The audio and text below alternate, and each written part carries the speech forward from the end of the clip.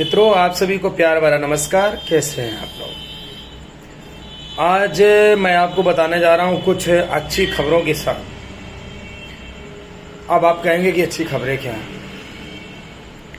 तो अच्छी खबर ये है कि मेरे भाई, आपका जो गृह मंत्रालय में पेपर लिया गया था, जिस पे मोहर लगाई गई थी, वो आज उत्तर प्रदेश योगी शासन के पास पहुंच चुकी है रजिस्ट्री। ठीक है मेरे भाई, ये जो सूचना प्राप्त हो रही है, मैं ओपनली किसी का ना तो नाम ले सकता हूं क्योंकि ये कहीं ना कहीं थोड़ा विरुद्ध में जाएगा, लेकिन गुप्त सूचना है।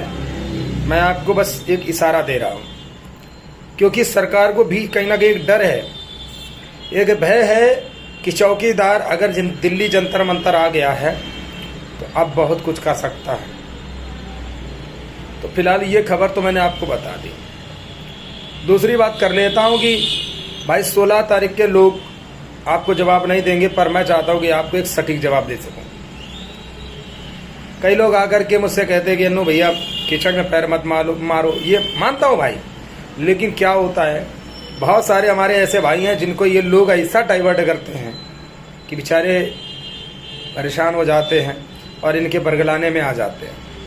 तो इसलिए मुझे बार बार इसलिए बोलना पड़ता है कि ताकि वो उनका जो माइंड डाइवर्शन किया जाता है वो एक स्थित हो सके।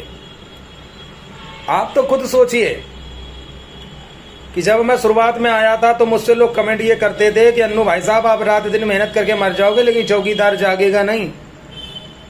हमने अरे भाई ऐसी कैसी बात करते हो यार? बोले कि 70 सालों से हम लोग जगा नहीं पाए। हमने कही तो बहुत गलत बात बोल रहे हो यार आप। बोले देख लेना आप। मैंने कहा आप देख लेना। और आज बड़ा गर्व होता है कि एक जुबान पर हमारे चौकीदार बंधु दिल्ली जंतर मंतर अपना हक अधिकार पहचानने के लिए पहुंचे। उनको पता था कि मेरे हक और अधिकार की बात होगी, मेरा अधिकार मुझे मिल सकता है। एक विश्वास था, लोग वहां पहुंचे। तो ये जागरूकता नहीं है तो और क्या है? नंबर एक। नंबर दूसरा, आज ग्रुपों में देखता हूं कि इतनी अच्छी एक्टिविटी 12-12 बजे रात में 1-1 बजे तक चलती रहती है। तो ये जागना नहीं कहते तो क्या सोना कहते हैं? यही चाहिए मुझे, यही जागृत अवस्था चाहिए जब तक आपका अधिकार आपको मिल ना जाए। अब मैं गर्व से कह सकता हूं कि मेरा चौकीदार जाग चुका है और अपनी हुंकार भर चुका है। ये ना तो रुकने वाला है और ना ही सोने वाला है। ये जब तक इनको अधिकार नहीं मिल जाता तब तक ये ऐसा ही जागेगा। इनका अधिकार, इनका सम्मान मिलना चाहिए। कुछ लोग बड़ी बड़ी बातों बोल करके कहते हैं कि मुझे पुलिस समान वेतन चाहिए। भैया एक बात बताओ, दिमाग है तुम्हारे अंदर की नहीं है कि बुद्धि चरने चली गई है? कह देता हूं इसीलिए पूरा हो जाता हूं। भाई पुलिस का वेतन 30-35 हजार, 40 हजार, 50 हजार है तो क्या आपको 50 हजार सरकार देगी? यार ऐसी बचपना वाली बात करते हो। दूसरी बात, पुलिस की तरह काम कर पाओगे? पुलिस को जब भर्ती किया जाता है तो दुनिया की ट्रेनिंग होती है और बहुत सारी चीजों को देखा जाता है। क्या आपके पास है? कर पाओगे? तो ऐसी बातें अलग अलग करके सिर्फ आप लोग चौकीदारों के लिए गंदा कार्य कर रहे हो। कोई कुछ बोल रहा है तो कोई कुछ बोल रहा है तो कोई कुछ बोले जा रहा है। कोई अनुशासन ही नहीं है। अनुशासन तो 14 तारीख को देखने को मिला कि मेरा ग्राम प्रहरी अपनी एकजुटता के साथ बैठा था, जिसके जीते जागते सबूत और फोटो भेजकर देखा था। बड़ा गर्व हुआ था, संख्या दिखी थी। हम तो देखते हैं लोग धरना कराते हैं, अनुशासन ही नहीं है। इको गार्डन की तरह वहां पर भी पूरी सब्जी इधर उधर बैठ बैठ के खा रहे थे। अब पता नहीं फ्री वाली खा रहे थे या अपनी खा रहे थे, ये तो उन्हीं को पता है। लेकिन एक बात तो माननी पड़ेगी, उन लोगों की तरफ जितने भी चौकीदार हैं उसमें शायद 20% उनसे नाराज होकर के हमारे साथ आ रहे हैं। बाकी सब उनके एक पक्के चाटुकार लोग हैं। यकीन नहीं मानो, एक व्यक्ति ना वीडियो वायरल कर रहा है, ना ही एक व्यक्ति कोई मैसेज दे रहा है। ये है उन लोगों में ऐसा उन्होंने डाइवर्ट कर रखा है कि उनको एकदम दीवाना बना दिया। लेकिन कोई बात नहीं, बने रहो बेटा। मैं भी देखता हूँ कहाँ तक बने। मैं तो देख रहा हूँ कल से मेरे पास इतनी कंप्लेंट है, अरे भैया हमारे थाने में ये हो गया, हमारे थाने में। मैं किसी की नहीं सुन रहा हूँ भाई। मैं बस खाली तभी सुनूंगा जब मेरा टीम का कोई बंदा ये फोन करेगा, भैया ये अपने आदमी है, इनको करो। अरे भाई मैं गुलाम सबका थोड़ा ना हूँ यार। जब तुम मेरे लिए वहां जा नहीं सकते, मेरे लिए क्या यार, अपने लिए नहीं, मैं क्या वहां था, मैं तो आपकी उल्टा गया था आवाज उठाने, तो मैं क्या उम्मीद कर सकता। तो बहुत सारी चीजों को सोचा जाता भाई, अपनी जान हथेली में रख के आपकी लड़ाई लग रहा हूं यार। सोचो कल को मेरे साथ कुछ हो गया तो मेरी तो फैमिली यार बर्बाद हो जाएगी, हम भी बर्बाद हो जाएंगे। तो जब हमारी फैमिली बर्बाद हो जाएगी, हम बर्बाद, हम काहे के लिए फिर आपके लिए लगे रहेंगे? हम तो उन्हीं के लिए लगेंगे ना भाई जो हमारे साथ खड़े हुए हैं।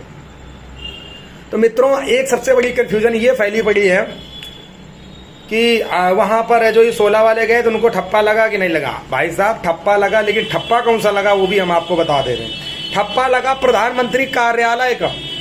मैं साइड में आपको दिखा भी दे रहा हूं, अब ध्यान से गौर से देखिए। प्रधानमंत्री कार्यालय, मेरे भाई एक बात बताओ, कार्यालय मतलब समझते हो, जब आपके यहाँ चुनाव होता होगा तो जो प्रत्याशी होता है उसका कार्यालय खुल जाता।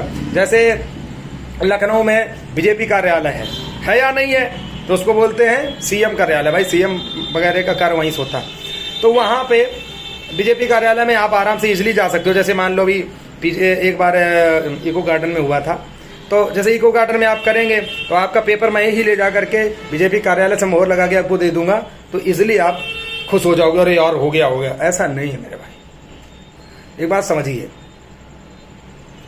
देखिए, लौट के सारा काम होना है मुख्यमंत्री से ही। आप समझिए, आपका जो मामला है वो गृह मंत्रालय का, सॉरी मुख्यमंत्री से नहीं होना, गृह मंत्रालय से होना है। आपका जो मामला है वो गृह मंत्रालय से होना है। आप अगर सीएम को ज्ञापन देंगे तो वो लौट फिर कर गृह मंत्रालय जाएगा, वहीं से सब कुछ होगा। आप प्रधानमंत्री कार्यालय में देंगे तो वो घूम फिर के वहीं जाएगा। लेकिन बड़े गर्व के साथ कहो 14 तारीख वाले भाइयों कि आप बड़े खुद किस्मत वाले हैं, बहुत अच्छी किस्मत वाले हैं कि अपना ठप्पा सीधे डायरेक्ट गृह मंत्रालय से लगा है, कोई कार्यालय से नहीं लगा कि ऑफिस में बैठ करके ठप्पा मार दिया है ना।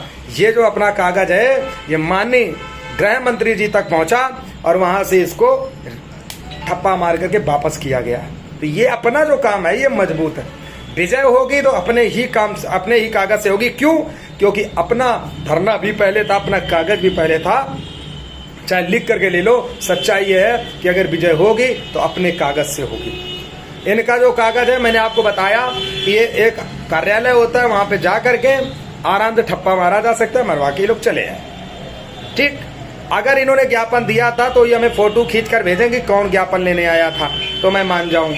ठीक, नंबर 1। और हमें सबूत देने की आवश्यकता इसलिए नहीं पड़ेगी क्योंकि हमारा जो ठप्पा लगा है वो बाकायदा प्रॉपर तरीके से ले गए, तो गृह मंत्रालय की मोहर हर कोई नहीं मार सकता। इस बात को ध्यान रखना, क्योंकि ये इलीगल में आ जाता है।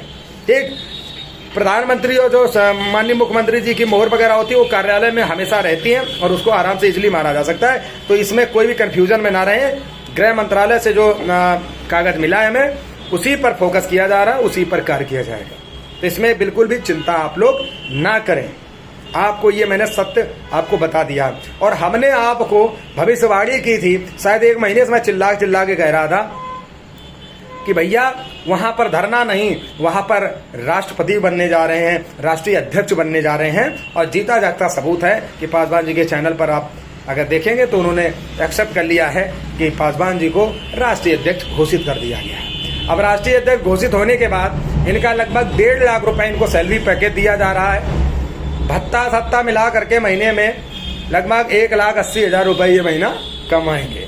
और जो हमारे चौकीदार गए थे धरना में 16 तारीख को, ये बैठ करके मुंह ऐसे करके ताकेंगे, जैसे कोई खाना खाता है ना तो भूखा होता है तो ऐसे ताकता है, ऐसे करेंगे। ये इन लोगों का यही हाल होना भी चाहिए। ठीक, क्योंकि बहुत समझाया, हद से ज्यादा समझाया। कुछ गोंडा साइड के लोग हैं, अरे इसको क्या बोलते हैं यार, मैं नाम नहीं लेना चाहूंगा, इतने बड़े एहसान फरामोश लोग हैं कि मैं कुछ कह नहीं सकता। इनके लिए रात दिन एक कर दिया। ऐसे प्रतापगढ़ साइड के 1-2 लोग ऐसे हैं, ऐसे कई जगह लोग बता दें कि जिनके बीवी से परेशानियां थी, कहीं केस बन रहा था, कहीं कुछ हो रहा था, रात में 12 बजे फोन कर करके इनके साथ मेहनत की। ये जिला अध्यक्ष उनके बन करके चाटुकारिता करने गए। जब मैंने फोन किया तो कोई रिस्पांस नहीं दिया। ये दुर्भाग्य है उनके जीवन का। आज नहीं तो कल ये मुझे देखना क्या लगता है कि जिला अध्यक्ष बन करके आप पावरफुल में हो गए। अरे ऐसे पावर पौआ मिलने लगे तो हर गली गली में लोग रजिस्ट्रेशन करा के जिला अध्यक्ष बने घूमे भाई। यानी नेताओं की चलती नहीं है और तुम बात करते हो लंबी लंबी।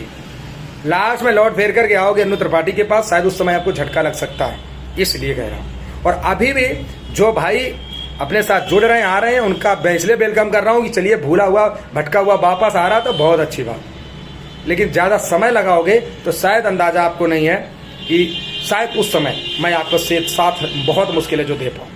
ठीक, अगर आप ये कहोगे नहीं नहीं मुझे तो साथ नहीं चाहिए किसी का, तो भैया ये आपका अहम और घमंड बोल रहा है, और मुझे लगता है ये अहम घमंड एक ना एक दिन जरूर लस जाएगा। तो मित्रों, आज का वीडियो कैसा लगा ये कमेंट करके जरूर बताना, और प्यार भरा अपना आशीर्वाद देकर के शेयर जरूर कर देना। जय हिंद, जय भारत।